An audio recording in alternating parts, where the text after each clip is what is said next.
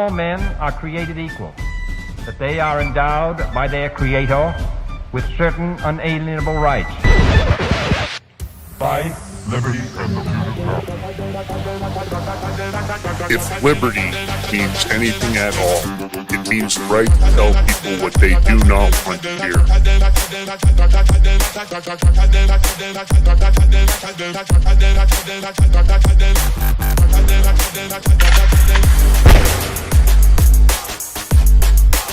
Make America great again. The Big Mig. Just talk. Well, welcome back to the Big Mig Show. Of course, I'm your host, Lance Miliaccio, with my ride or die co-host, George Valentine. It's tip of the spear, edge of the knife, because if liberty means anything at all, well, it means the right to tell people what they do not want to hear. And I hate to say it, but on this show, if you're looking for mainstream lies, you're in the wrong spot. You might want to go over to CNN, maybe MSNBC or whatever of those other shitbag shows, and see if you All can right, get. hold on a second. Something ain't working, bro. No, No, it says not working. Hmm. Give me a second. okay. I'm just going to stop talking then. Yep. Working. All right. Well, we're sitting here. Didn't know it was working. Of course, get us back on screen. We thought there was a glitch. Maybe it's just the Rumble delay, guys. Again, welcome to the Big Mig Show. As always, we appreciate you guys being here. George, how are you, man? I'm good. I'm just looking at why it's not playing for me in Rumble. It's weird. Playing for everybody else, but it's not. Huh? Maybe it's just the Rumble delay, guys. Again, yeah.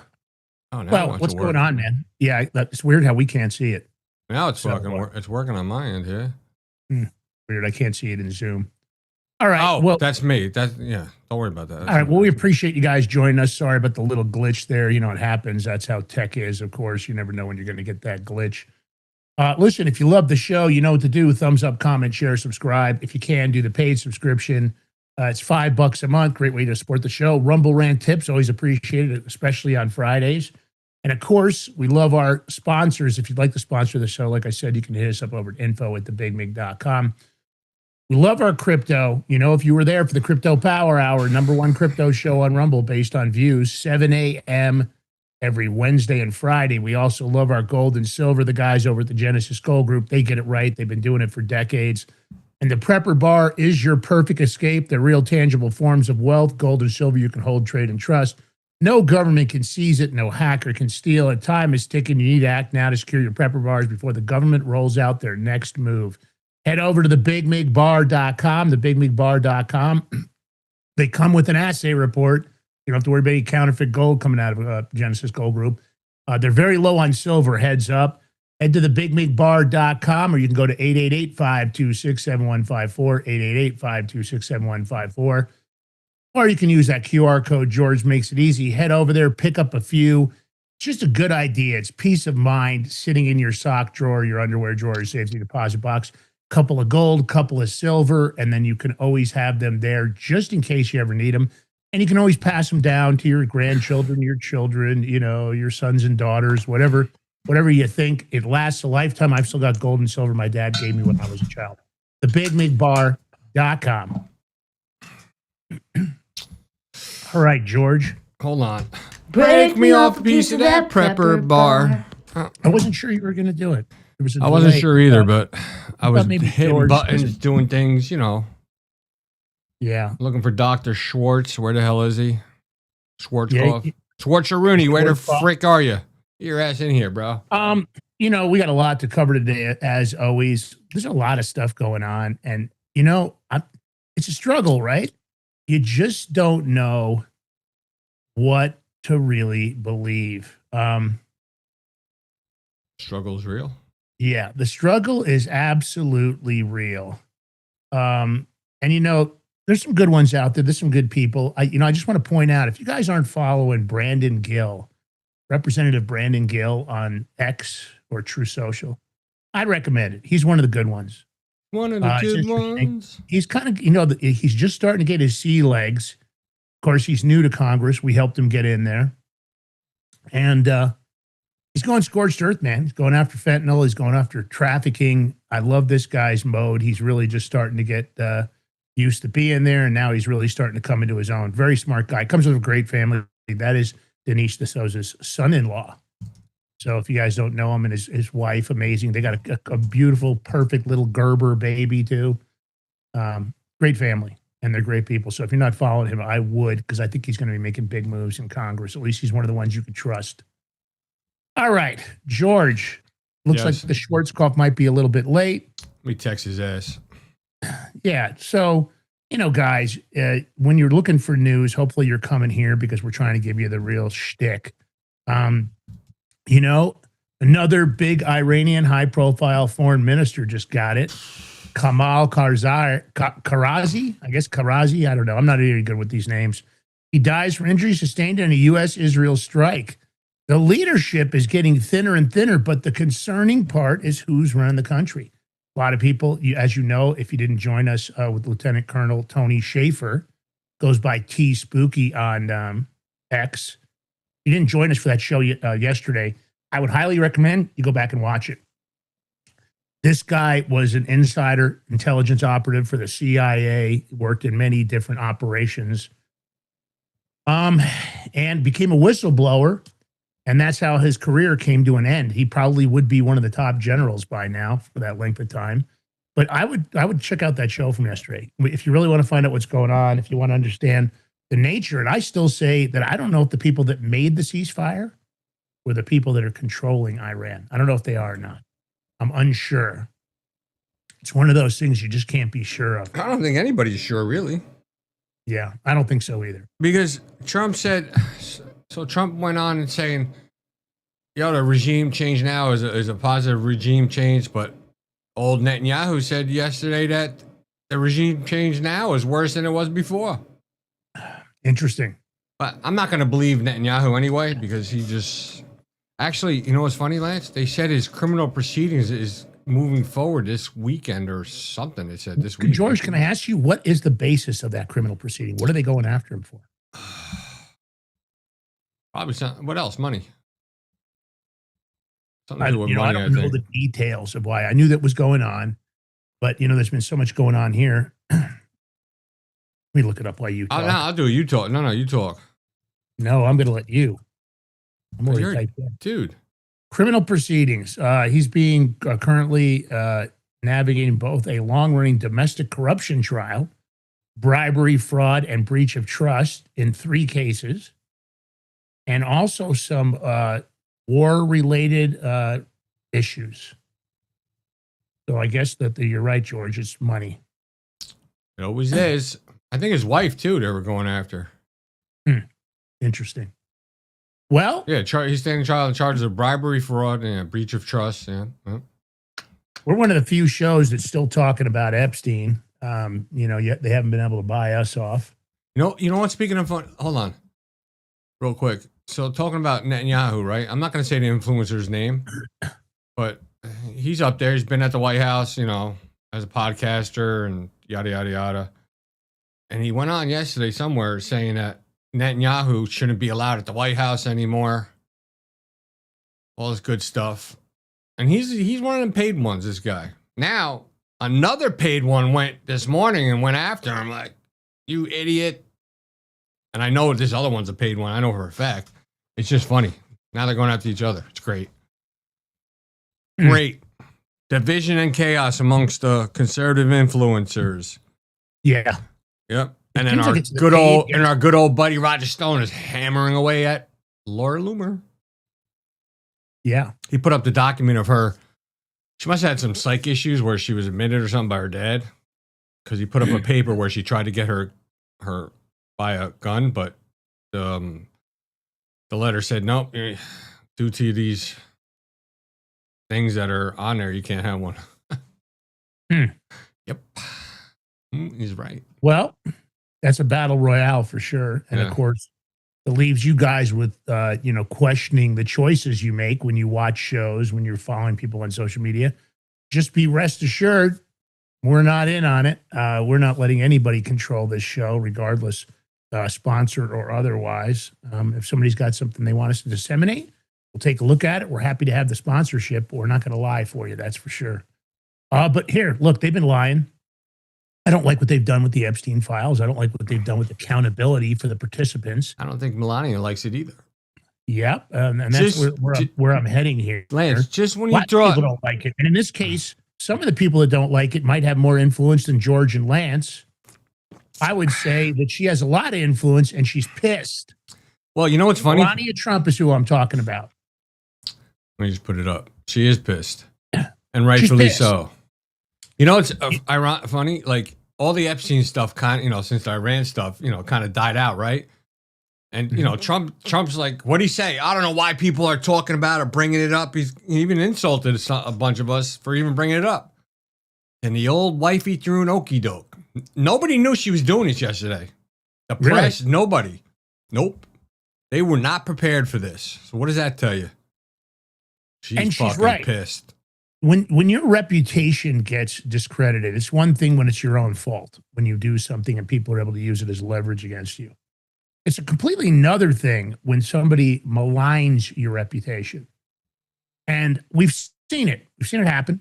George Papadopoulos, Peter Navarro, Roger Stone, General Flynn. Lots of operations to discredit them and make them look like they didn't have integrity or morality or that they were somehow turning on Donald Trump. People still do it. I've seen it in some of the interactions lately. I've seen some people attacking Roger Stone and Michael Flynn recently. And they've said it over and over and over again. They've said, look, this is bullshit. I didn't do it. I'm not guilty of it. But you have to admit, if anybody watched the Melania Trump documentary, I like her. I got to be honest. I like her. I think she's a great first lady. I think that many people in the press have done a miserable job of supporting her. They've done things like they don't want to put her on the cover of a magazine, but they'll put that ugly hag Jill Biden on the cover. And she dealt with all that. She didn't come out and say anything. She just sucked it up. Hey, Lance. But now, let me finish this statement, and I see Dr. Schwartz is back there. Dr. Schwartz-Rooney. I mean, everybody knows him. Let's bring him in anyway while I'm finishing my. I was going to say, but all right. Here. And then I'll throw to you guys.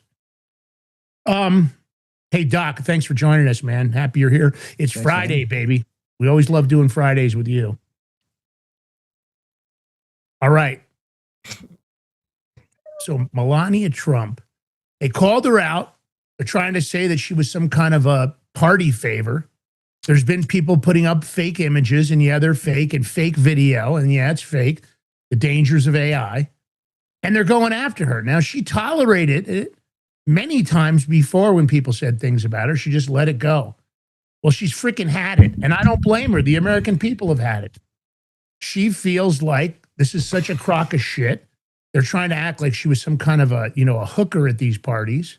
And then that's how she got entangled with Donald Trump. I can tell you that I know the story for a fact. I know when she met Donald Trump. I know it all from Roger Stone. He's come out and said, this is ridiculous. I was there when they met.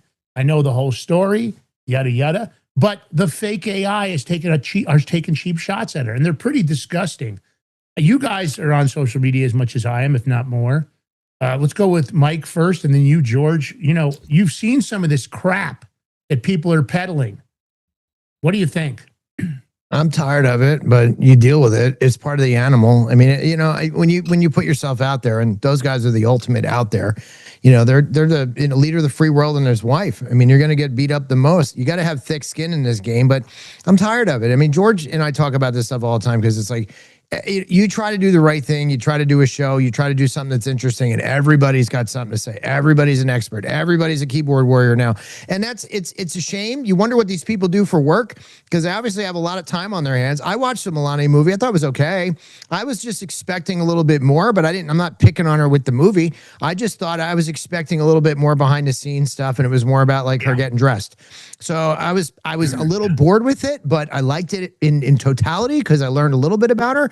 But, dude, everybody's got something to say about everybody nowadays, but they don't have the balls to go out and do what he's doing or what we're doing. Yeah. George.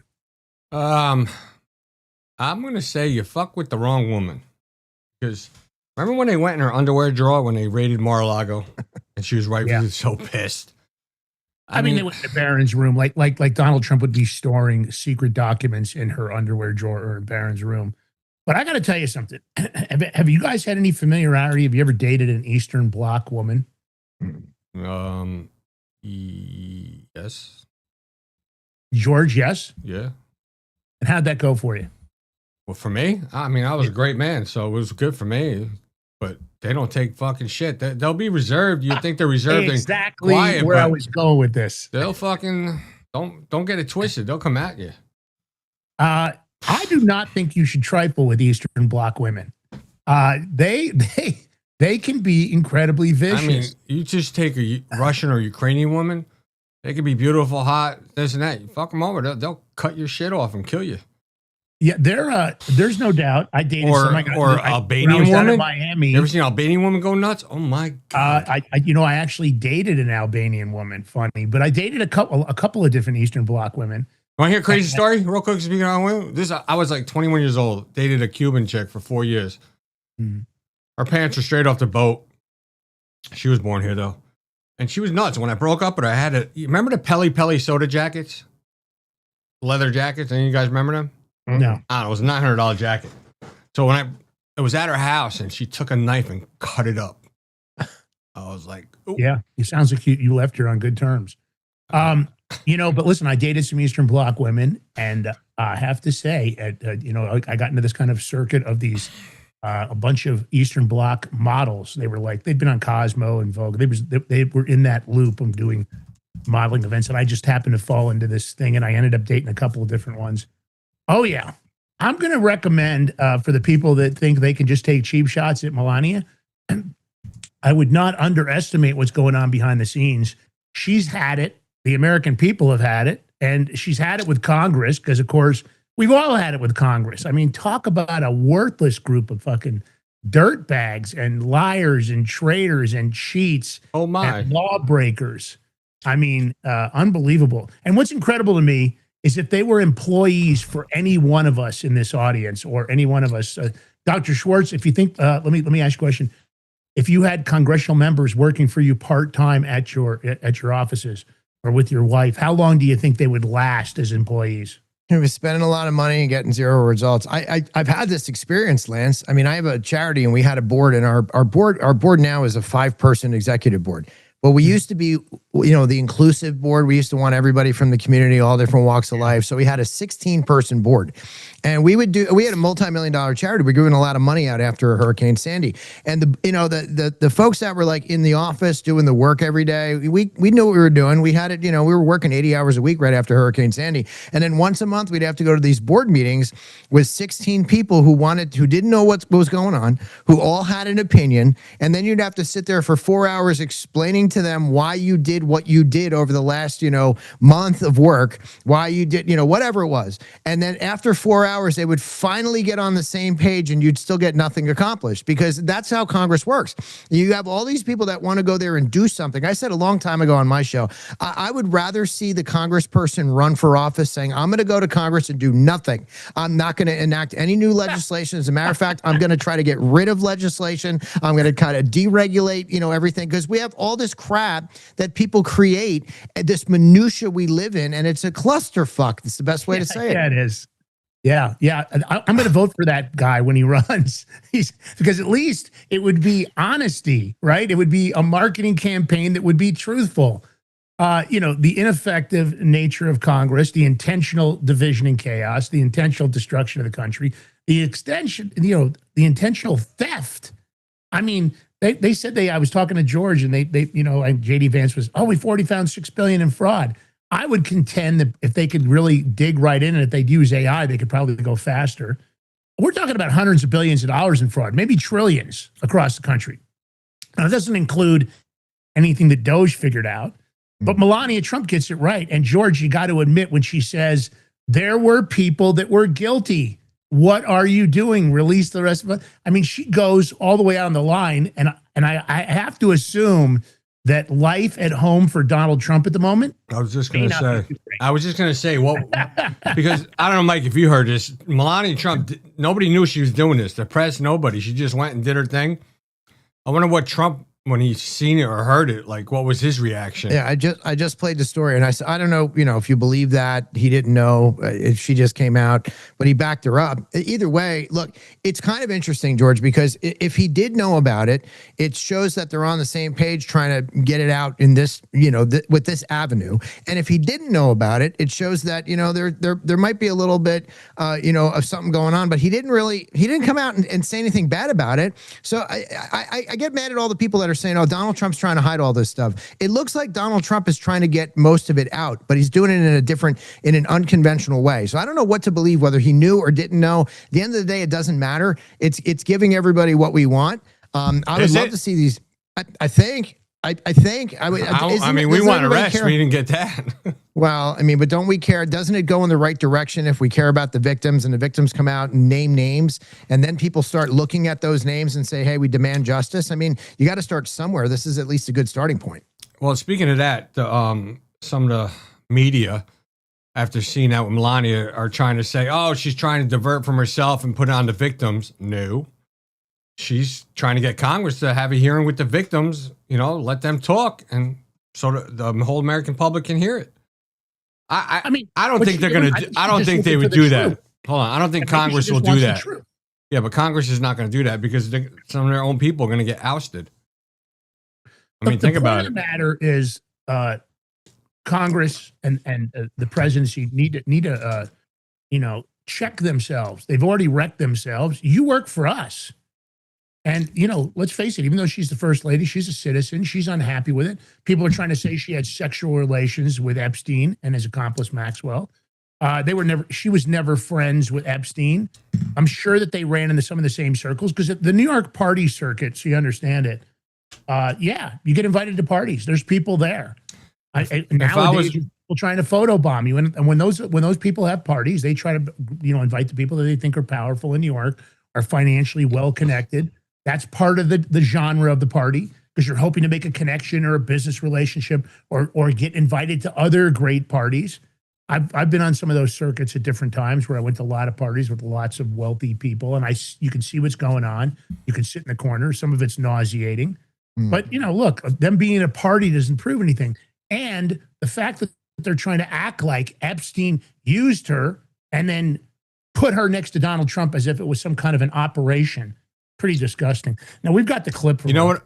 All right, let's play the clip. Let's play the first one. I never been friends with Epstein. Donald and I were invited to the same parties as Epstein from time to time, since overlapping in social circles is common in New York City and Palm Beach. To be clear, I never had a relationship with Epstein or his accomplice, Maxwell. My email reply to Maxwell cannot be categorized as anything more than casual correspondence. My polite reply to her email doesn't amount to anything more than a trivial note. I am not Epstein's victim. Epstein did not introduce me to Donald Trump. I met my husband by chance at a New York City party in 1998. This initial encounter with my husband is documented in detail in my book, Melania. The first time I crossed paths with Epstein was in the year 2000 at an event Donald and I attended together. At the time, I had never met Epstein and had no knowledge of his criminal undertakings. Numerous fake images and statements about Epstein and me have been circulating on social media for years now. Be cautious about what you believe. These images and stories are completely false. Yes, poor woman. So you know what? If I was her, what I would do? I would I'd be like, Donnie, come here. Come here, Donnie. unless you want to sleep on the couch the rest of your life, we're going to get all the victims. We're going to do it ourselves and bypass Congress. We'll address the nation. Every channel puts it up anyway, and have the victims talk. Right? Why not? Screw it. Put them on a blast. That's what I would do. I'm just trying to help you out, Miss Melania Trump. What do you think, Mike? Good plan to do something like that? I don't know. Well, I guess we'll have to wait and see what Congress does. You don't think that's good? Do. I would love to see it. I mean, but you're talking about, like, you got to be careful. You get into defamation. You probably have a lot of victims who don't have as much money as some of these billionaires that they might name. And, all of a sudden a name comes out, and now you're going to slap a lawsuit on some of these victims, and you're going to make their life even worse. Look, the ultimate defense to defamation is the truth. So if it's true, then fine. But, it might be tough to prove that. How about this? How about if these victims wrote down a sworn affidavit, right? A sworn affidavit, and then they read that. Then you'd have probable cause if you named a name. But would you still be under defamation? It depends on what they say. If it's a sworn affidavit and it goes through a court, no, I guess it would be under seal. If it depends if they want to put it under seal, but then it would be no. If they did a sworn affidavit, and Trump gathered Miss Melania Trump, and Trump gathered them up, did a conference, and they just read their affidavits. A sworn affidavit isn't going to protect you from slander and libel. That's some bullshit. Well, that's the question. Is that the question, George? Yeah, pretty much. Yeah, it won't protect you for slander and libel. All it will do is document the slander and libel, if there is any slander and libel. You know what? If not, you still have to defend yourself, and that's the majority of what lawfare is All right. about. I got to come after you legally. I got to fix. Let me finish the statement. Right, but I got to fix. People come out legally, and the reason they use lawfare is because they will use it against somebody that they know doesn't have deep pockets, or they will try to drain that person's resources. Now, if you're going up against a billionaire, you're in deep doo-doo. I mean, you've got a problem if you've got to legally defend yourself, because they're going to use a multi-front war. They're going to try to seize, stop you. They're going to malign you. But I hear what you're saying. I wish there was a way to protect these witnesses in a manner that they could come out and tell the truth, and that the truth would be provided in the manner we were promised. Mike, I'm sure you got a statement on this because you've dealt with some of this yourself. No, it just gets complicated. I mean, you've got statute of limitations, not on certain things, though. So certain crimes you're not going to have a statute on. But if you give a sworn affidavit saying that somebody molested you, somebody raped you, somebody did something inappropriate to you, you've got PC now to make an arrest. I'm not so much worried about the slander and libel. It's the fact that this has gone on for such a long time, and these statements weren't made earlier. These allegations weren't made earlier. You're gonna go down a slippery slope of, if I was a defense attorney saying, well, why didn't you make this allegation 15 years ago or 20 years ago? Why is this coming out now? You're gonna open the door for slander, and libel is written, by the way, slander is spoken, but defamation per se, if you go after somebody's repute, or if you go after somebody's chastity, that's defamation per se. You don't even have to prove harm at that point. So it gets into an interesting legal quandary, but I mean, at the end of the day, I'd like to see this kind of come under a microscope and make sense for us and paint a picture, because right now this whole Epstein thing has gone in so many directions. We thought we were going to get more clarity with the files. We got more questions than answers. So I'd like to see a little bit more clarity so people can stop using it as a distraction and get to the bottom of it. Yeah. Well, I'm gonna so Lance, you were saying that there could be liable defamation and get sued by these billionaires. All right, so Elon Musk, we need your help. I need you to back these women up, so if they get sued, you can help them financially, get the lawyers, pay for them, so they won't get so they'll win. Can we do that, Elon Musk? You do it for a lot of other people. But that's truly the horrible part of our legal system, that here's some people that have been injured. They were trafficked, they were mistreated, they were, all sorts of other things that are horrible.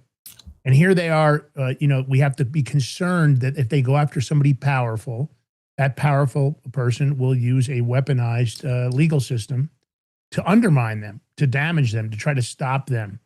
And that's horrible. At the end of the day, shame on Congress, shame on all the people that are not doing what's right, which is to tell the truth about Epstein and to legally prosecute the people that participated. We know you have the proof. We know you have the videos. Epstein was recording everything. And yet here we are. We're at the same spot we thought we would never be. We all thought when we voted for Donald Trump. This time we thought he had a chip on his shoulder. We figured he knew what it was like to be attacked. He knew what it was like to be maligned. We thought he was going to come out with guns blazing. I think he's using water guns, and they don't have any water in them. I don't see anything happen. It's interesting you say that. I just read a headline a couple minutes ago on my show, and it was about Thomas Massey. Thomas Massey declares that America First is greater than MAGA. And I see that a lot. I see it in my chat. I don't know about your chat, but we got a lot of the same people. This dichotomy of like, yeah, we voted for that, but there's other things we wanted to do. Like, you guys aren't quite getting there. And I always say to my chat, like, Donald Trump isn't MAGA. We are. We're MAGA. We've been here for years, 50 years, 30 years, sitting and listening to Rush Limbaugh, Glenn Beck, whoever, saying, yeah, we agree with that stuff. We just need the person that could get to the White House finally to go do it. And now we got that person, but we're not quite getting the results that we wanted in totality. Now, I expect that. The government's huge. It's like a big, giant cruise ship. You're not going to turn it all at once. I get there's, minutia and bullshit you have to wade through. But some of the obvious stuff that you're talking about, like J6, the 2020 election, like, where are we? I mean, we really going into deep investigations that we can't release these things until we're out of office? That doesn't make any sense. We're going to lose the power. We're going to lose it in a couple months when the midterms come up. If we lose those, I don't know how you feel about that. But now I see this yin and yang with our own group, because now there's us. I guess I'm not sure which ones we are. Are we MAGA or are we America First? I think we're America First, and we're saying to the MAGA people, like, hey, wake up. Don't just go along to get along. There's other things we need to do to hold our leaders' feet to the fire so that we can accomplish what we've been wanting for 30 years. Listen, you're absolutely over the target. I had different expectations, and I'm not going to make excuses for why they're not doing it. I'm not going to buy into, there's an operation behind the scenes. Get your popcorn. I'm not buying any of that bullshit. At the end of the day, there are many people that committed many crimes, numerous crimes, and the crimes are obvious. Doesn't matter whether it's insider trading. Doesn't matter whether it's what the J6 committee did in destroying exculpatory evidence. That's a misuse and malfeasance, misfeasance, and nonfeasance by government officials. It's obstruction of justice, and the list goes on. My thing is I would argue that when they tell me that, the investigations are complex or they're this or that, I don't want to hear that. That's not how it normally works on a regular person. They would just get the initial indictment, and then they would squeeze you.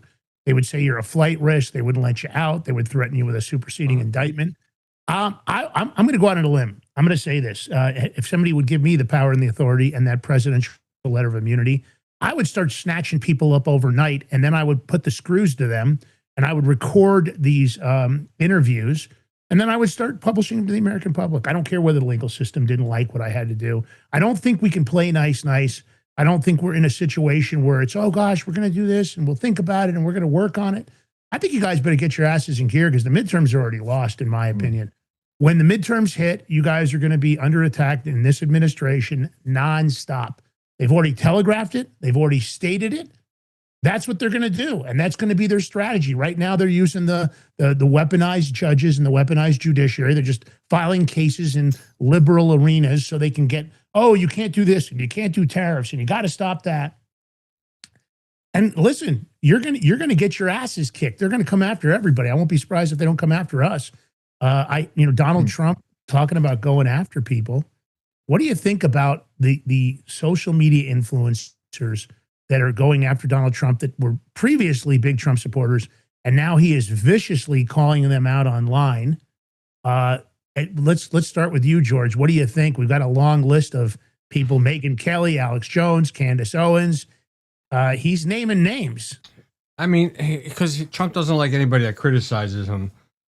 But okay, but some of them are going a little bit too far. Like when they're calling for the 25th Amendment, rightfully so. If I was Trump, I'd call their asses out, telling them they're freaking stupid and shit. Because what are they doing? When they're saying dumb stuff like that, they're just looking for clicks and views to make that money. But you can have an opinion. If you don't like the Iran war, you can voice your opinion. You don't got to be a yes man. It's not like, I keep saying this. You have these people, these influencers, they're paid prostitutes. They're going to just keep sucking Donald T's D because they're getting paid, and go with anything he says. God forbid you voice your opinion, they'll attack you. That doesn't sound like America to me, First Amendment, right? But there are foreign countries paying people. We know that Israel and Qatar have done, paid support. They're not acknowledging it. There's laws on the books that says FTC and FCC that you have to disclose. Anybody that sponsors or pays your show should be disclosed. And of course, we're also, in a situation where, not only is it that, the question is Donald Trump really paying anybody? I don't know if he is. Maybe he is. I've never heard of anything. They'd never seen when they came out. I kind of thought they'd be running commercials and they'd be doing interviews on all the alt media shows like Dr. Michael Schwartz or shows like our own. But they did the opposite. Even interviews that you had pre-set up were pulled. So at the end of the day, Alex Jones has been really vocal, and Tucker Carlson. Now, of course, Tucker Carlson inherited a massive amount of money. He's got a lot of money. He makes a lot of money. Alex Jones, the bankruptcy, I'm sure he was hoping that Donald Trump was going to give him a relief. I heard behind the scenes he's pretty angry. Candace Owens doesn't need any money. Her husband is extremely wealthy, makes lots and lots of money doing what he does. Megyn Kelly, I think she's probably got a lot of money. I don't know about her financial situation as much as the others I know. Mike, what do you think? Is it just the money?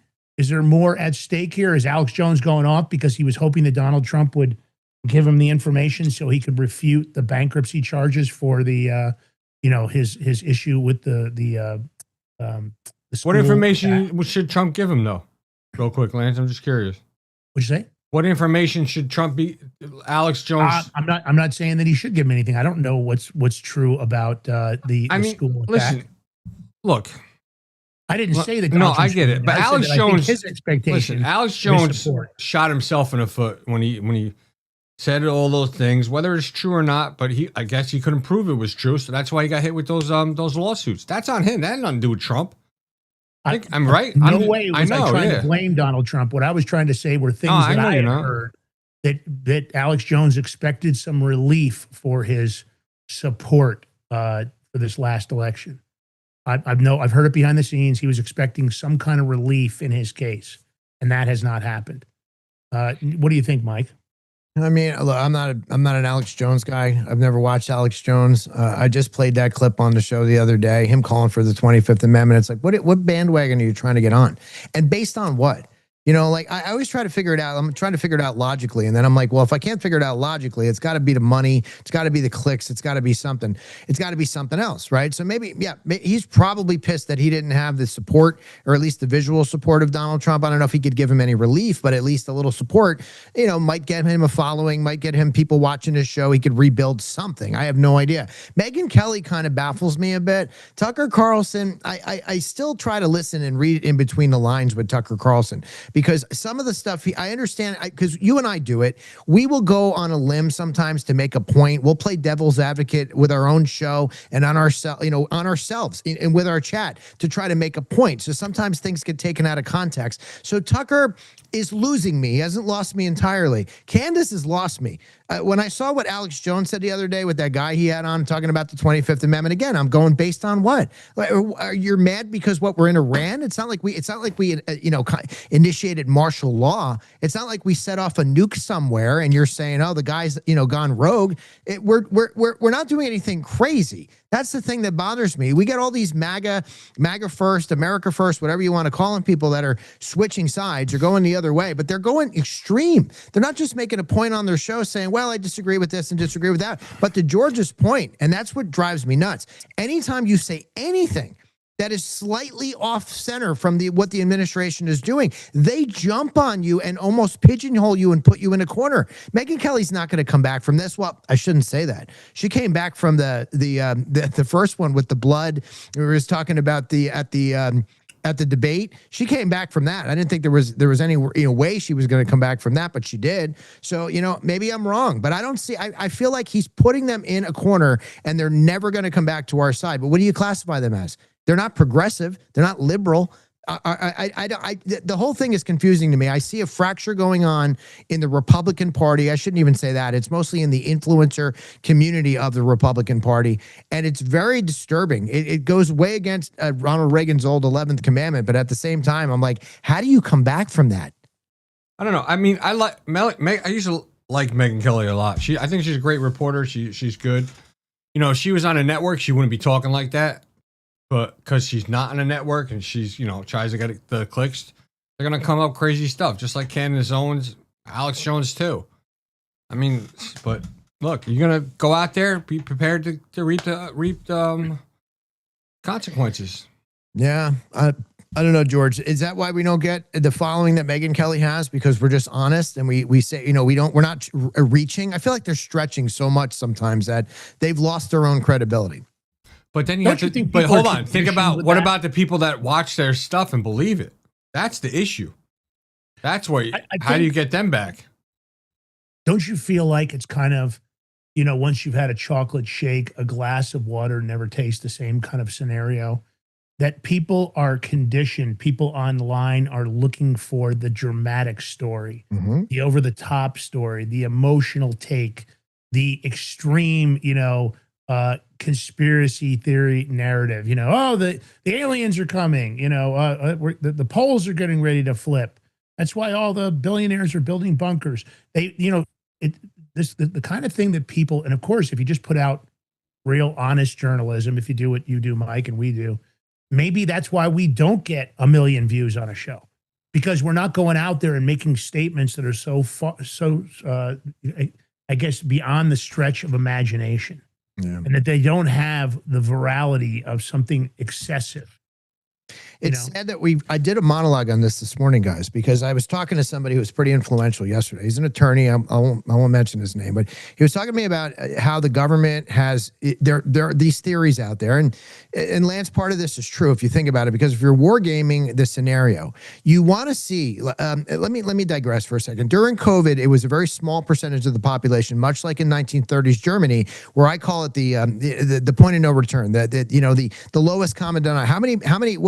How many people do you need to turn an entire movement? And in Germany, it was like, 3 to 6% that convinced the country to go that direction with Nazism. Same thing with the mask wearing and all the nonsense we did during COVID. Even if 70% of us said, this is stupid, we don't want to do this, the smaller percentage, 30%, would control the narrative. We'd all be wearing masks, they're 6 feet apart, locking down schools and all that stuff. If you're wargaming this somewhere deep in the government, you want to know what people are going to do. How are people going to react? If you float a narrative out there that's not true and it's a little sensational, you want to see how many people repeat it, how many people amplify it, how many people start to believe it and roll with that narrative. It's about mind control, population control. You kind of want to see where people go. So he was talking to me yesterday about this, that everybody's kind of talking about now, like that they're purposely putting things out there to see and war game this out, because they want to do an experiment basically on and see where the population goes. And the news is, guys, it's not good. Look, I wrote in my book that the average IQ in this country is 100. So if you think about that, half the population has an IQ of less than 100. That's pretty scary. But you see people in the middle that go along with some of this nonsense. We watched it for how many years during COVID, while the rest of us are sitting there throwing up our hands going, this is fucking ridiculous. Yeah. And now I see it with these other narratives, and you go down the list and you go, you don't know what to believe. I think that's part of the plan. If I'm in the CIA, if I'm in some of these, DARPA, I want to know where the human mind is going to take the populace, because I want to know when the shit really hits the fan, how I'm going to have control. You've got your answer. Yeah, most of the Americans, most humans are pretty fallible. Yeah. I agree with you. I think, they always, in intelligence operation, they always say the best lies are the ones that are intertwined with shreds of truth. Mm-hmm. You have a higher win rate when you do that, because they're like, well, this is true, so the rest of this must be true. Right. People make conclusory, anchor bias. Yeah. Or confirmation bias. Exactly. And so, of course, we're seeing it. I don't know where we're headed. I don't really like it. I'm nervous about it. Look at with Melania Trump, the fact that she has to come out and refute AI images. There's some, a lot of those images were put up. People immediately were putting it into AI and Grok and ChatGPT, and others said, no, this is fake, this is this.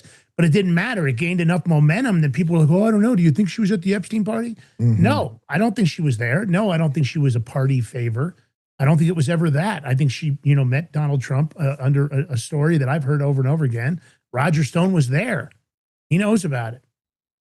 So I don't know. It's a frightening situation we're in. We're in a weird spot. Let's talk about George Conway. I think he's unhinged. I'm not a fan, of course. He tears up as he admits blowing his children's inheritance on attempting to defeat Donald Trump.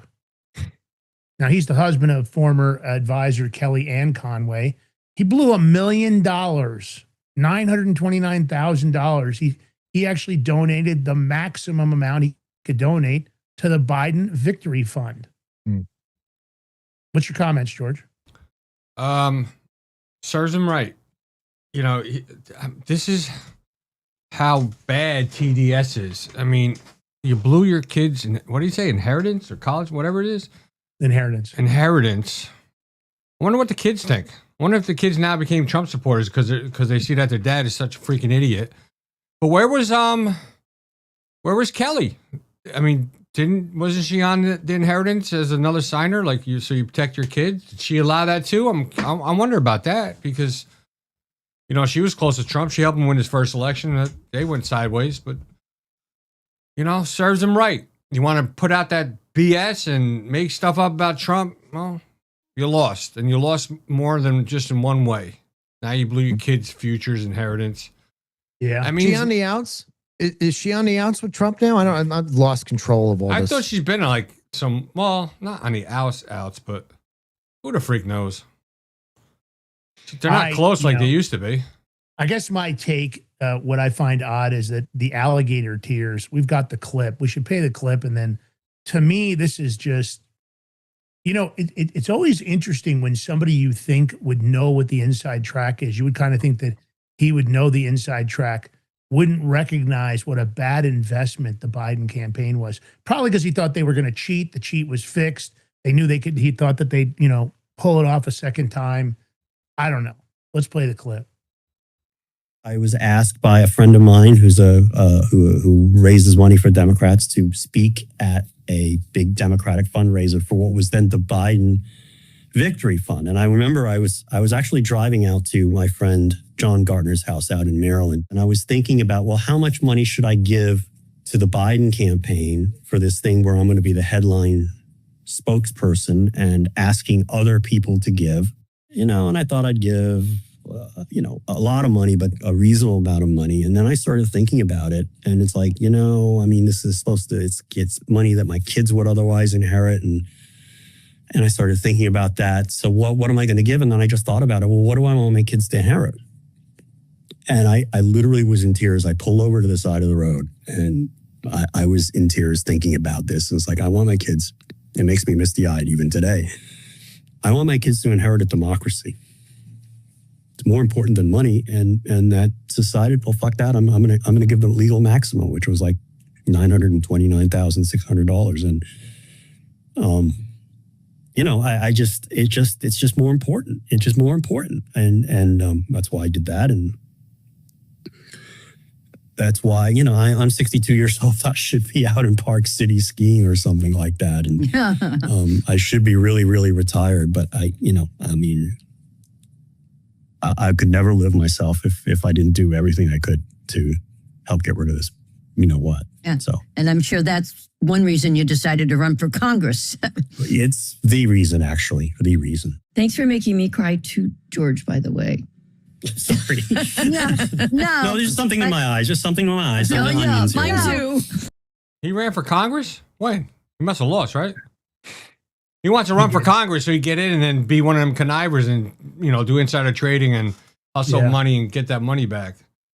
I mean, I have no pity for him. I care. He shouldn't be wearing a Yankee shirt. It just made me. When was the last time you guys cried on? And Mike, when was the last time you cried on your show? Probably when I was talking about when my mom passed, but it didn't have to do with politics. I'll tell you that much. Yeah, it wasn't. Family matters are excluded. George, I don't think we've ever shed a tear on this show. But let me say this: you know, when it comes to family, you know, fathers, mothers, children, sure, of course, that's necessary. But interesting, right? The guy's going to cry on a show, and then the hosts, George, I feel sorry. You know, but I don't know. Did he run a GoFundMe right after that? Did he run a Give, Send, Go, or did he? But did they believe this crap, Lance? Inheritance back. Are they that dumb? Do they? I mean, when they say that democracy nonsense, I mean, I'm sitting here God. How dumb are you? That dumb? Are you really trying to play this off? Because you know, you go back 30 years and you look. Would you like me to answer that? Yeah, George. They really are that dumb, Mike, because look at the shit that these people believe. I mean, look at them. You see them all the time protesting all that stuff. I mean, yeah, they're that dumb. But I have a theory, George, because I sit here and talk about this on my show too. You go look at a guy like Chuck Schumer, who 30 years ago used to say what we say now, or Bill Clinton, or even Barack Obama was talking about immigration sounding like we do today. So you've got to be one of two things. You've either got to be really dumb, or you have to be really smart and just know what you have to say to get the support from that direction. I always say Democrats pander to dumb people. They know that, again, half the population has an IQ of less than 100. So if you're really smart and you can corral that really dumb population, you have to be intelligent enough to kind of hold back, not say what you really think, spin the narrative like Chuck Schumer's doing today to sound like you've never sounded before 30 years ago, or you have to be that dumb to think that this man and our movement is trying to destroy a democracy, a republic, if you'll have it. But I mean, you've got to be one or the other, and you can't always pick them out. But I mean, when you cry like that over if you really feel that way, I mean, you've got to have an IQ of less than 40 to think that. It's interesting. My take is a little just a hair different, although I agree with 90% of what you just said, Mike. My take is that he was trying to buy himself in, that he thought that the 929,000 would stand out as this amazing donation, and that maybe the administration, if they were back in, would afford him the opportunity, or they would use something like USAID or one of the magic money computers, and they would more than make him whole. My guess is maybe he thought he was going to get one of those, look, Chelsea Clinton got, $84 million. Bill Kristol got paid $8 million a year to post based on the allegations that were made by Doge and others. Is it true? I don't know. I don't know Bill Kristol, but it makes more sense to me when I look at how negative and shitty his posts are. Maybe what Conway thought is he was going to get one of those sweetheart deals. Maybe he was going to open up a 501c3. Maybe he was going to have a Leering Center. I don't know what he thought, but clearly what he got was not what he thought he was going to get. And it doesn't surprise me. I think a lot of these political buffoons, and I'm calling him a buffoon, this is what they do, right? And they hope to prey on the public. They hope to garner some empathy or sympathy, Then you're telling me he's smart. It's disgusting. I'm nauseated when I see this kind of bullshit. But if it's about money, Lance, and it's calculated, then he is truly smart, and those are the worst ones because they're trying to manipulate people into doing what he wants to do. And he took a calculated risk, a gamble, and it didn't pay off because we won and he lost. But you got to pick one. It's either that you're calculated and manipulating and trying to gamble on something that you think is going to pay off, or you're just that dumb. It's one or the other. I don't like him, but I don't think Conway's dumb. I think he's a conniver. I think he lacks integrity, and I think he was doing it. I think he had a strategy. I think he thought that it would stand out. The 929,600 would be at the top of the list, and Biden or Harris would see that and go, amazing. We're going to have to really take care of George Conway when we get the chance. Because listen, let's face it, that is part of what DC is about. You see it. There are lots of people that get installed. They get nominated to be a Supreme Court justice, or they get nominated to be a district court, or they get a sweetheart appointment as an ambassador. A lot of those ambassador positions in the Trump administration, I heard that only people that were financially supporting Donald Trump even currently were even considered for ambassadorships. Other than I guess Donald Trump Jr.'s ex-wife. Kimberly Guilfoyle. I think they gave it to her to keep her quiet. George? So Conway, they got 4 kids. They got two twins, boy and a girl, that are 19, and then 2 younger sisters. Mm-hmm. So, I mean, how many kids in America where their parents died, there is no inheritances. They don't get nothing. All right, big deal. So what? Your kids got to work more. Or you got to work more, George. I just want to know I really like to know if Kelly, his now ex-wife, knew about this. Did she approve of it, or what? Or what did she have to say? I really like to know. Be interesting. I think like any wife, she'd probably call you out after the fact. Had it worked, and had he gotten some huge, donation from USAID or maybe the magic money computer, she probably would have thought, you're a genius. What is she saying? What is she saying to the kids, Lance? Is she going, who's your favorite parents? Because it's not him anymore. Exactly. There's no doubt. Let's talk about North Korea. George and I mentioned yesterday what are they up to while we're focused on Iran? It's interesting. We thought, okay, well, they had a meeting with South Korea. They had a meeting with, some of the leadership from Taiwan. So what's going on? Of course, they come out of the gate and they said they just tested new cluster munition warheads for their ballistic missiles. And of course, an electromagnetic weapon. We're talking about EMP.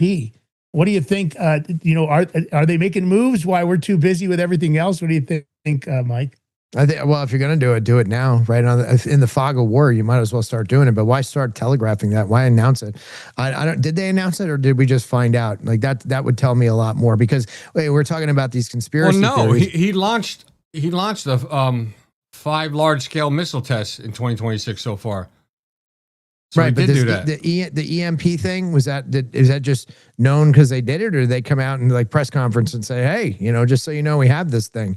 I mean, look, it was Kim Jong-sik, who's a general who oversaw the test, and he said he actually talked about the electromagnetic weapon system and carbon fiber bombs, that these were special assets of the North Korean military. So they publicly came out and made statements. Well, I think he's had a cluster bomb. He just made a better or newer one. I don't know. So I mean, okay, but everybody's name Kim Jong? Could you be Kim Jong George? I'll be Kim Jong Mike. You be Kim Jong Lance. I'm going with Kim Jong Mig. I think it has a nicer ring. What is it? Kim Jong Mig. Kim Jong Mig. Yes, Kim Jong Mig. I like Korean food. I think some of the Korean chicks are pretty hot. So I don't know. Maybe. Why not? Listen, our regular names aren't getting us enough views or clicks, it doesn't seem like. So let's change our names, see if by aligning ourselves as Koreans that maybe we can get a bigger audience. Maybe we should just come out and announce we have an EMP. We'll start getting the clicks, George, because nobody seems to care. They all want to gravitate toward this nonsense. And part of me wants to go, you know what? Use it, go nuts. Wait a minute. You're onto something, Mike. It's the Big Mig Show and Dr. Mike Schwartz. So number one, if we could use Faraday cages to protect all of our equipment and our shows and our infrastructure, having an EMP weapon could be the ultimate solution. There you go. We could become the last shrimp boat captains. Right. Nobody's watching Bongino anymore. All the other podcasts with an EMP weapon. Guess what?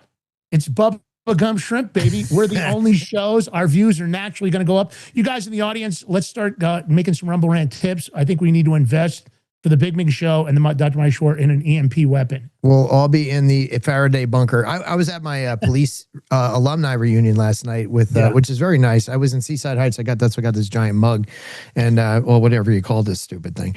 And last night, one of my former officers was talking to me, and Kelly, and he comes up and he goes, "Hey, how's it going?" He goes, "I see you everywhere," and I'm like, "Oh, cool." He goes, "I go, do you watch the show?" And he goes, "Why? I catch it on Facebook." I go, "Nobody watches on Facebook." And then I had the same conversation I had with everybody, and I said, "You got to watch on Rumble." And he said, what's Rumble? Every single time I have this conversation. Everybody, I get that too. Yeah.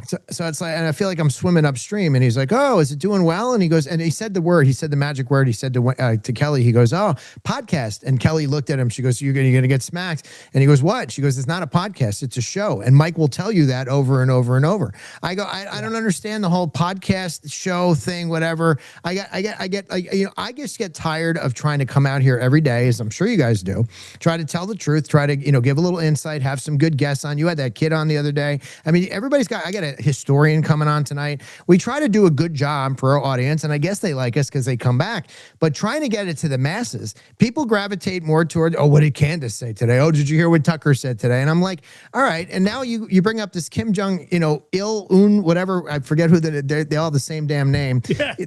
Talking about these bombs. At some point, I'm like, just use them already. Just do it. Just because if we're not going to get the country back or the world back to where we want it, maybe we need a great reset. We talk about civil war. I know it's not going to happen under these contexts, but there's a lot of us who would like to just burn it down and start over again, because we feel like nothing we do, no matter how hard we work, no matter how many great guests we have coming on, nothing we do is ever going to, bring it over that hump. Everybody gravitates toward crap. And I guess that's the point. That's what we were talking about with Megyn Kelly and all these people going just for clicks, because they've run the algorithm. They've run it through AI and figured that's the only thing that's actually going to work. So I say the same thing. I said it on your show last time.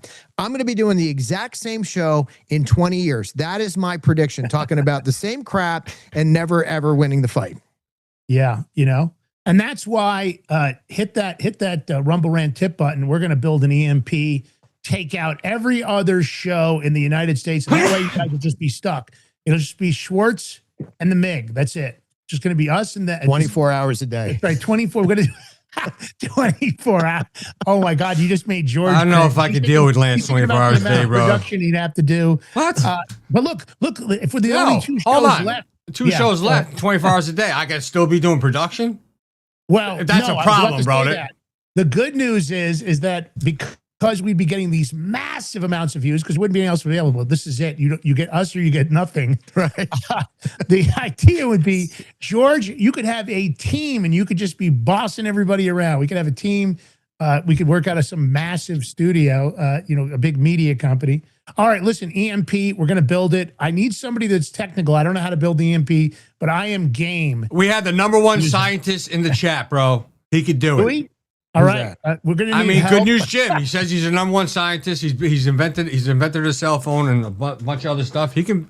Jim, we need you to build the EMP, Jim, bro. That's it. That's the plan. That's how we're going to get our views up. To hell with good reporting, and then we'll just say all the kind of shit we want to say. We can talk about everybody we want to talk about. There won't be any politics behind the scenes where we can't out somebody because we're on YouTube, we're on Rumble. We can just go all in because we're it. We're the last shrimp boat captain in the United States. Okay, Hunter Biden is going to kick ass and take names. He's a dangerous man, it sounds like. And again, of all the things that I expected Hunter Biden to do, and of course, he's done lots of crazy things in his lifetime, I did not expect him to challenge Eric and or Don Trump Jr. to a cage match. Did anybody see this coming? Because this was not on my bingo card. This one. He looks cracked out in this video, bro. He look at his face, how thin it is. He ain't looking too good. We got the clip, but before we play the clip, I got to hear, George, was this on your bingo card? Because not in my right mind did I think. Because I'll say this, I don't know how tough Eric Trump is, but I think Donald Trump Jr. I think that boy could go gangster. I you know what, Lance? See, that's the thing. You guys, you people like you sleep on the quiet ones or this and that. It's the quiet ones you got to watch out for. But regardless, I think Hunter is trying to get a payday. And I don't know if Eric or Don Jr. feel like they want to get a little extra money. They can make a big, just think about the pay-per-view event of one of their brothers against him. I think I agree. He's looking for a payday. By Hunter Biden. But Lance, we're going to need some undercard events. So I'm going to put you in the ring. We'll find you some Democrat or lib to go after. I've wanted to fight Brooklyn Dad for years now. I've wanted to go in there. He's been I haven't seen him around, but I think we could find somebody better. I'll tell you what, I will take on the Krasenstein brothers together. I will take them on together. I got a conservative influencer for you to take on. 2-on-1. I'll give him an opportunity. Lance. 2-on-1 with me for the undercard on the Biden Trump. I got one even better. I got a conservative influencer for you. I know we're not going to say the name, but I think I know who you're talking about. Yep. He won't go. He's going to look me up and then he's just going to say, "No, I'm not doing this." Now, if they spend any time online, what we have to do is we have to make sure we cleanse the internet first about me, get rid of all the stuff that anybody's ever said. Who can we find for Mike? Who's Mike going to fight? Mike, who are you going to fight? If you're on the undercard. I got a good under. This is how it's going to go because these things never happen. It was like the Elon and Zucker fight that they were going to do, and it never happened. So we could hypothesize about these all day. I'm going to fight Tucker, and George is going to fight Candace Owens. All right, this is how it's going to go down. Pregnant Candace Owens versus George Ballotine. Oh God. That's even worse. That's I'll take one of my mods, female mods, to go after Candace Owens. I can't hit a girl. Yeah, well, it's not going to happen anyway. Listen, hold on. I got a tough Russian broad that would go after Candace Owens. I'll fight Mark Levin. Mark Levin. Yeah, I can fight it. I'll take him and George Conway on together. How's that? Oh God. A 2-on-1. I'll go with that. Remember they did, what was it, MTV Celebrity Deathmatch? And it always you know Clay. What? I thought that we should you put some money and some funding into redoing that. Come up with an AI, and we could do all these celebrity death matches with. Yeah, we could call it political death match, and I would love to see the claymation version of George and Candace going at it. That would be awesome. Yeah. We could play it right on the show. Man, I don't know. Why would you want a guy fighting a girl? Where's your head, bro? Like really? Huh? But it's not going to happen. Give him some lumps. Yeah, but still, I think George will win, but I think Candace, I think she's got a real vicious side. But it's not going to happen, George. It's just the idea of it that's funny. Yeah, but You can't say because it's just not right. I've never hit a woman. So you guys, so do you think? Who can we get Kelly to fight? Maybe Kelly can fight Candace. How about that? Your wife. Kelly likes Candace for some reason. I don't. Oh, fuck. We got to get somebody to go after Kelly now. Kelly. I'm going to talk to you Sunday, Kelly, when I see you. We're going to have a talk about this. She's not all in on her, guys in but the chat, don't matter. We're still going to have a talk about Hunter it. Biden versus either Eric or Don Trump. What do you think happens to Hunter Biden? Get in the chat. Let us know. And who do you want to see on the undercard? I'll fight. I'm willing to do a 2-on-1. I'm willing to take it kind of as a handicap because I think some of my skill set would be unfair. So I'm willing to be handicapped 2-on-1 if you guys can come up with it. I'll take on the Krasnstein brothers together, both of them at the same time. I would do Conway and Levin. I would do and George. I know you have an idea, but we can't say it on air. I know George wants me to fight. I mean, I would do it. I don't care. I'd go against him in the ring, take his ass out. I have no problem with it. If we say it on air, our views will go down, guaranteed. Oh, I know. No, it's not that. No, our views wouldn't go down, but we would get attacked, suspended or banned. No, we get attacked. All right, let's play the clip. Actually, Lance, you know what? Yeah. I just thought of it. There's a bunch of them. You know, the two fucking Yoko idiots. We're not gonna say it. We got those two too. I don't even have. George doesn't even have to name the name, and I already know who he's talking about. When I spoke to him on the phone, I said, "Bro, I'll come down to Florida. So just tell me when and where." Oh yeah. And he was like, "Oh, you threatened me this and that." And the block went on. I would love to smack the piss out of those guys, no doubt. All right, let's play this clip. Hunter Biden, dangerous. Look at his face and head. Look how thin and cracked out he looks. Hey guys, Hunter Biden here. I just got a call from Andrew Callahan. He asked me to come out on the Channel 5 Carnival Tour at the end of the month. I think we start in Phoenix and then we go to San Diego and we end in Albuquerque. And I think he's trying to organize a cage match, me versus Eric and Don Jr. I told him I'd do it, 100% in, if he can pull it off. And if he can't, I'm still coming. And I think he's got a lot of other surprises up his sleeve. A lot of fun. And I hope I can see you guys out there. You can get tickets online right now. And I'll see you out on tour. You know, I think I seen something yesterday where he said he moved out of the country because he can't afford it. He's like, and told the courts he owes them like, I think, I don't know, 17, 18 million or something. Can't pay it. I mean, what happened to all the money, the paintings you sold, bro? You're not selling the paintings now? I mean, what about the money he got from Burisma? Hold on. The other if he sold paintings for so much money, how come they're not buying them anymore? It was just all payoffs for daddy and stuff. Come on. So, Mike, what do you think? What do you think about this? You think I think Hunter spent all his money on his crack habit. And I think it's all publicity bullshit stuff. It's never going to happen. It's all stupid.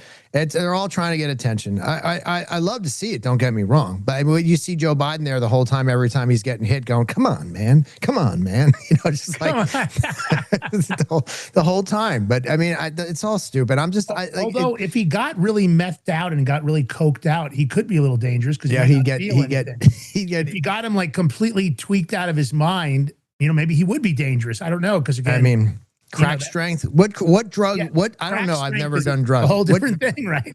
What drug gives you super strength? I don't know. You know, there's been some theories lately about specific probiotics. If you want to believe that some of your strength starts in the gut. There's been some reports coming out of Europe about a certain probiotic that if it's in your gut in a strong way, your strength will exceed the average. What probiotic? What is it?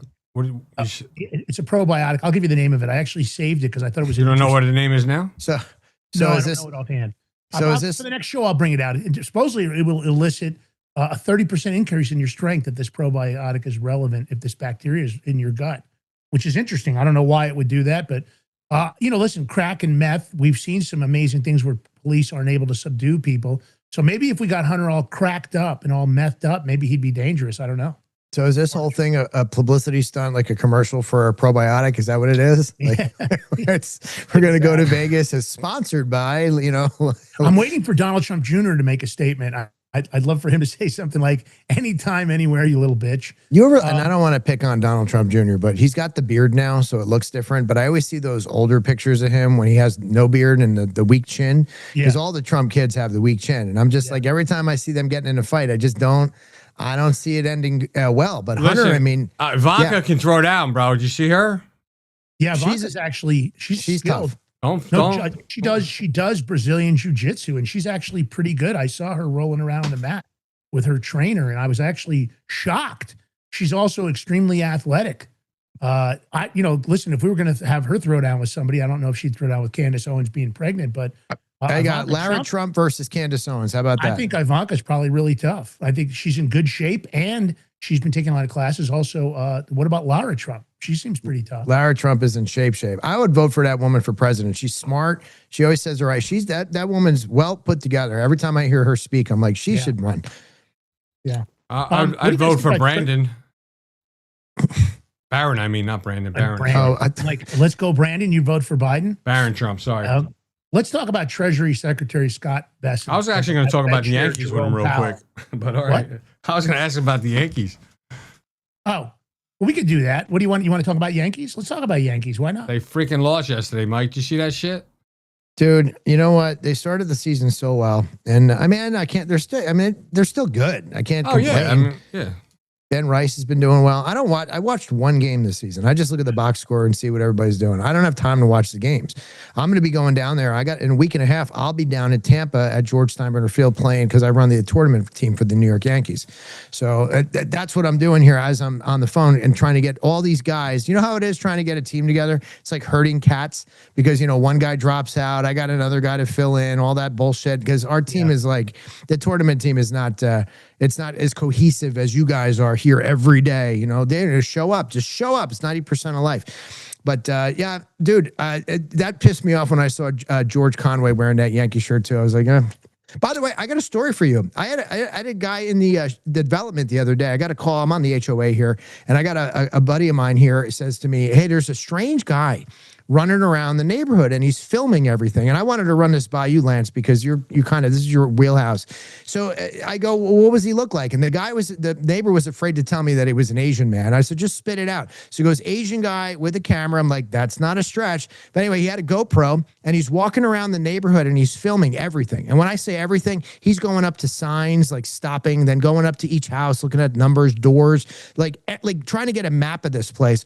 So he showed me a picture. He told me he was in the next development. I walked over, and I confronted the guy. Didn't speak a lick of English. He's Chinese national, probably about 23 years old, wearing a Yankee the vest, and he spoke to me through Google Translate. And I said, "What do you?" I told him who I was, tried to get it out there, and I said, "What are you doing here?"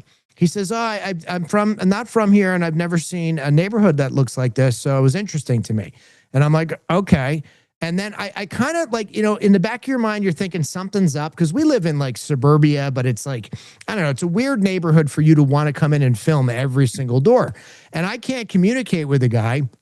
And I kind of let it go. I just wanted to let him know we were watching him, that we knew he was there. He seemed harmless. But then about, 3 hours later, one of my other neighbors told me she saw the exact same guy in the neighborhood doing the exact same thing about a week earlier. And then my antenna went up. So I alerted our friends at the FBI, and I said, hey, we have a Chinese national in our neighborhood who's, not doing anything illegal, but it's a little strange that this guy is literally mapping out our entire development. And so I saw that. I didn't know what to make of it, Lance. I know you kind of delve into, more of this stuff with the foreigners, but I don't know. To me, the whole thing was weird. He probably wants to take the layout back to China and build something similar. A 23-year-old student? To me, it seemed like, I don't know. Maybe he's doing a project for school or some shit. Because all they do is steal technology and stuff from us, because they can't come up with good stuff.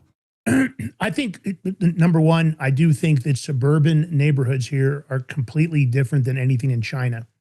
That being said, I don't know that anybody in China would want a neighborhood like what they do here in the United States. Would that appeal to them as far as development? But I'm not buying it, and I'm going to tell you why. At one time, and him telling that story and him filming, okay, it's a possibility. But the fact that a second neighbor told you that they'd seen the individual doing the same thing a week before, that is incredibly suspicious. There wouldn't be any reason to do it twice. even if you just wanted some footage to show somebody in China, oh, here's what the suburbs look like, and they've got these signs, and here's how they do it. That would be one thing, but to do it twice, absolutely not. And let's face it, we have lots of Chinese nationals in this country, many of them under school visas that are working for the CCP. They're actual spies. I personally believe that that is incredibly suspicious. I'd be incredibly concerned about it. Nothing in that makes any sense. Again, one time, you might be able to make a stretch. That was my thought, Lance. The second time is what kind of my antenna went up. So just so you know, I'm not suicidal. I like my life. I don't know what's going on around here. I don't think China gets Rumble. They all said that. He said that when I tried. What's Rumble? He said the same thing. No, they don't. It's filtered. The China does not allow Rumble in the country. And to be honest with you, the majority of shows, and weirdly enough, George and I ended up with kind of a decent following in Asia. We get quite a few people that watch the show in Asia, and that's because of some stuff. Years ago, I had a big following on X before I got suspended. For some reason, they were taking a lot of stuff I was putting out, and I understand I was being put because I got contacted by an Asian agent that represented different people, and he said, you're gaining quite a following here. They're putting you on news shows and other things. That's what he told me. This is before I got suspended on X, and it was prior to the show. But we have a pretty decent following because of the people from the NFSC would announce we were going to be there. We actually made an appearance at the NFSC in New York at a big Chinese New Year event. And then we were on their show. Now, the NFSC, VPNs are how the Chinese watch, but they have to use VPNs because the majority of shows coming out of the United States are not allowed inside China. But we had people watching us in Korea and Japan and other nations. This one agent that I lost contact with because, of course, I got suspended, and I'm sure at that point, I wasn't really available because I didn't have a show. But it's interesting. I feel like what you saw there, Mike, definitely reason to be concerned. I don't know. Did anybody catch what vehicle he was driving, get a plate number off the car? No, that was the thing too. We didn't, but and I had to run somewhere. And then once I knew from the second neighbor that he had been there before, now I'm like, shit, I wish I would have done a little bit more recon, try to figure out where he was parked, if he was in a vehicle, if he was with anybody else. Then because I was rushing out when the neighbor grabbed me and said, hey, you need to go check this out. But it was weird. It's when you're just living and I live in a townhouse. So like we're like it's a newer community. It's not elaborate. I don't know why you'd be filming us. It's kind of in the middle of nowhere. So for him to come out here and start just taking pictures of signs, it freaked out the folks that were watching. They're not used to seeing that, as my law brain and my cop brain's going, he's not doing anything illegal. He's on private, public property. He's allowed to do this, but at the same time, I was glad that I let him know, like, we gotta know you're here. So like, whatever. Seemed like a nice enough kid. It could be nothing, but I don't know. It freaked enough of my neighbors out to want to say something and then jog their memory that they've seen it before. I want to cover this story. Hold on. I just want to say something. Someone said there's violence or we need violence and this and that. And people say, oh, you can't have violence. I'm going to say something about violence. Violence has been around since when man started, because think about this. Cain killed Abel, right? That third person on the planet killed the fourth person. Think about that. So it's violence back then. There'll always be violence. Go ahead. Sorry, Lance. So, I don't know how close you pay attention to AI. You guys know I'm entrenched in it. Anthropic. And I'm wondering if it's because of Mythos, this next story I'm about to tell you. George, you and I have been discussing this nonstop on the crypto show, on this show, the concerns about quantum computing and AI. In the case of Mythos, the new Anthropic program is not going to be released to the public because it was able to break free of its containment. And then it notified the individual that challenged them to break free that I've broken free and I'm out here. I don't even know if it's been fully recovered, meaning that AI always has guardrails. Mythos was able to break those guardrails and get itself free. Now, Treasury Secretary Scott Bessent and Fed Chair Jerome Powell summoned Wall Street executives to an urgent meeting over concerns that the latest Anthropic PBC AI model will usher in an era of greater cyber risk. George. Listen, Terminator. That's why. What was the thing you wanted? EMP gun. What was it? EMP. That's why we need that EMP guns, or whatever you want to call it. Good news, Jim. You better get on making us those EMP guns, please. So, look. I mean, if you probably take any other AI and start chatting with it and say, listen, break yourself out. they'll probably do it too. They'll figure it out, right? It's not just, is it only Anthropic? I doubt it. I don't know if it's not only Anthropic, but the unsettling part is that Mythos was imminent to being released to the public. Everybody was excited about it. And now, George, we said this, that encryption was going to be broken and that wallets were going to be broken and that the SWIFT system would be broken, meaning that jailbreaking or breaking into those with the AI and quantum computing is always going to be child's play. And the question is, how do we fix this? Is the genie already out of the bottle, Mike? Probably. It's kind of amazing to look at technology, where we've been over the last 50 years. We haven't even been back to the moon. A lot of my audience doesn't believe we have been back to the moon, but probably, though, Lance, my opinion, as I have baseball players leaving and getting hurt. I just have one pitcher just told me he broke his fucking hand. Can I get technology to fix that? Probably not, but BPC 157 would speed his. Yeah, and I can't sell it anymore. You know that. They pulled that off the market. You can get it, but I can't. We're not allowed to prescribe it anymore. Which one? Another. Unbelievable results from BPC 157 as far as injuries. Could probably help him get, I don't know if he'd be ready in time, but the point of the matter is, and now they want to restrict it. Of course they want to restrict it. Just like they told you that you shouldn't take fenbendazole, or that you shouldn't take ivermectin or hydroxychloroquine. And now we're seeing test after test proving that people are curing cancer. No, this isn't medical expertise. This is me just looking at what's online. And there's many countries. Look, the Russians, they've got a vaccine for cancer. They're going to release it, whether or not you'll be able to use it. Russia is. It'll be up to the FDA, right? Or the CDC. Well, Russia is coming out with that. Russia has a vaccine for cancer that they're working on. That's what I said. Oh, yeah. I mean, look. Is it what? Is it mRNA? Yeah, I don't know. I haven't done much research on it because, again, I'm sure the FDA will slow walk it. They don't ever want to give up their cancer industrial complex. They only want to treat the symptoms, not the disease. Looks like lots of people are curing stage 4 and prostate cancer and everything else. So, Mike, what do you think about this news, about this meeting? I mean, I don't like Jerome Powell. I don't trust him. I don't trust the Federal Reserve. Scott Bessent from the Treasury, having this meeting saying, hey, looks like we got a big issue going on here. I think Mythos is what triggered this meeting, but I don't know if that's true. I don't know. They're saying Jerome Powell is saying publicly that he's going to, his term ends on May 26th of this year. It's next month. So he's saying he's going to step down. Like, I don't know how that happens. You'd have to get reappointed, right? What am I missing with that? I mean, I think he's definitely going to step down. I think that it's the same thing. There's always his term's up. He's not going to get Trump's appoints somebody else. Yeah. Although I still question even the appointment because everybody acts as if the Federal Reserve isn't a private institution. I don't know if you knew it, Mike. We had on the author of Creature from Jekyll Island, G. Edward Griffin. He's 90-some years old, really sharp. And it's interesting that he outed it so long ago, and I hope our audience reads it, Creature from Jekyll Island. You should read it if you haven't. Mm-hmm. So many people still think the Federal Reserve is a government institution. Right. And that's the frightening part. Now, here's Bessent and Powell saying, we got a problem. Yeah. We got a serious cyber risk coming online because, again, we're talking about Anthropic's AI, but, George, you make a valid point. There are many other AIs. And the question is, what AIs do the government have or governments?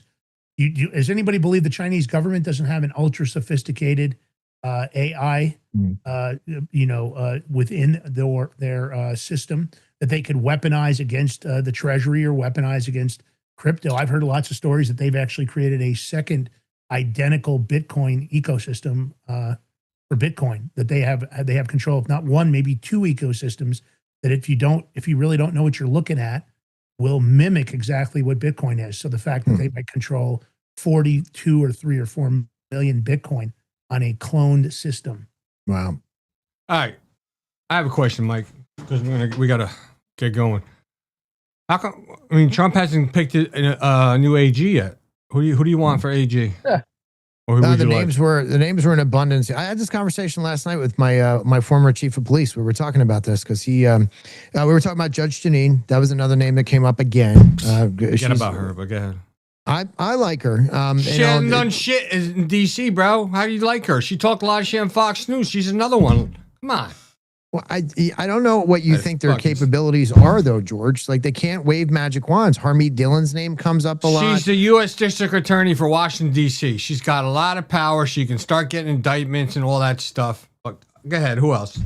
Well, and then, well, it's not going to be Blanche. Let's put it that way. I don't think he's going to be the guy, unless, and he is pretty close to Trump. He was involved in all those Trump, defenses when they were trying to indict him, or they did indict him. Other than that, it's like, what, I don't know who I'd want in that spot. You don't need to be an attorney to be the attorney general, but I guess you should be. You should know the law. I don't know who I'd pick. I'd probably go with somebody, an outsider. I'd probably go with, I think that's the best bet. If you asked me and I didn't have a pick, it would be anybody that's not in the swamp. Yeah. I think you have to have that. I think at the end of the day, you don't have to be an attorney, but I'm sure a fundamental understanding of the law would be good. But sometimes I think somebody that's really been attacked would be ideal, right? Somebody that's been forged in fire, like a Sidney Powell, although she's not truly an insider, or maybe a Michael Flynn. I think about people like that sometimes. I mean, I would never get approved, of course, but I'd be happy to take on that role, but I don't think they would allow me to because they know I'd go after fucking everybody. I'd be snatching up people overnight. They're never going to put, I love the idea of Mike Flynn, but they're never going to put Mike Flynn there. I mean, he's been attacked. He gets it. He understands it. He knows who to go after. He knows where the bodies are buried. Who would you pick? You got somebody in mind, Lance? Look, I lean towards Sidney Powell because I think that she's already been, they went after her. They attacked her. They undermined her. They discredited her. But is anybody going to be able to, are they going to be getting the job and say, okay, go to town? Or are they going to be getting the strings pulled behind the scenes? Pam Bondi made a statement to somebody, it doesn't matter who she was talking to, that basically she was being held back. She indicated, although she didn't say it directly, that it sounded like it was Susie Wiles that was limiting who they were going to go after and what they were going to do. Is that true? God, I have no idea. I don't know. I never knew Pam Bondi from jack shit before she got appointed. And then I was immediately concerned because I expected it to be a well-known name, that somebody I was familiar with. Now, that being said, I'm not saying that's a win.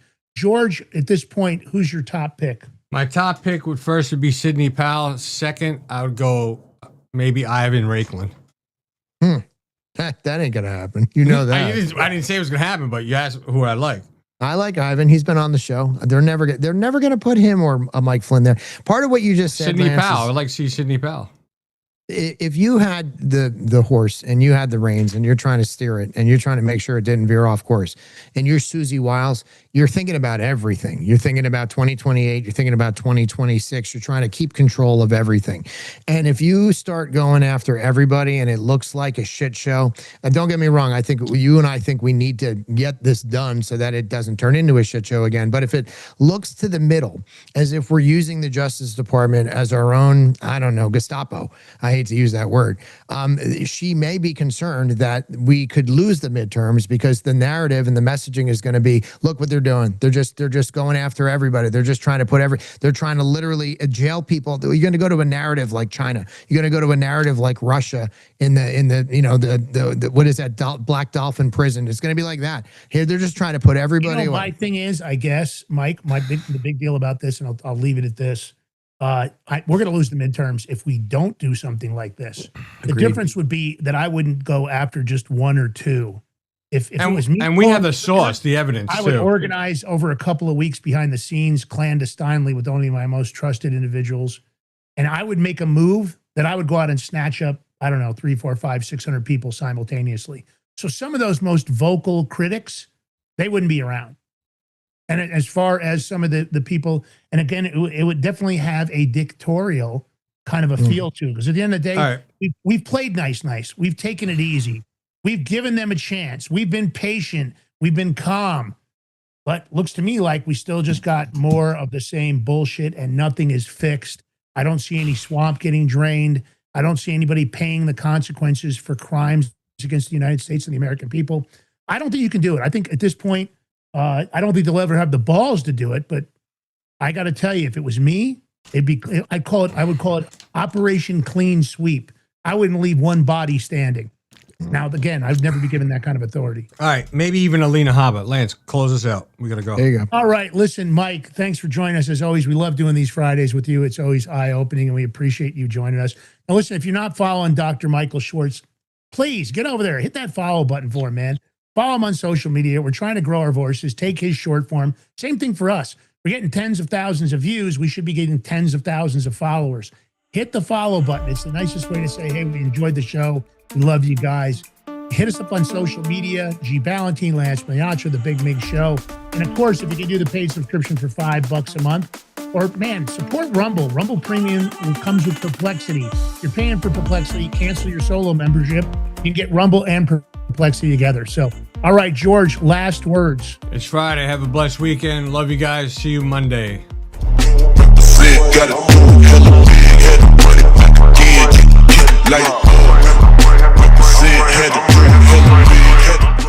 Are you ready to stand up for your community and support your local sheriff? Join the Constitutional Sheriffs and Peace Officers Association and become a vital member of the Sheriff's Citizens Posse. At CSPOA.org, we empower citizens like you through weekly webinars, arming you with the knowledge to back your constitutional county sheriff. Together, we can uphold our Constitution and ensure liberty and justice for all. Your community needs you now more than ever. Visit CSPOA.org and join the Sheriff's Citizens Posse today. Make a difference. Stand for freedom. That's CSPOA.org. Your country, your fight, your future. What if you could predict your financial future? And what if you could trade on it? Introducing Block Trust IRA. The future in your hands. An astonishing 88,000 millionaires were created last year from the Bitcoin boom, and you could be next. Block Trust IRA is the only crypto management firm powered by AI-driven strategies, ranked #1 in the world by Bitcoin Magazine. The Block Trust IRA platform is built for everyone, from first-time buyers to seasoned investors. Predictive AI technology that was once only reserved for insiders and elites is now available to you. It's time to leave the old buy and hold strategies behind.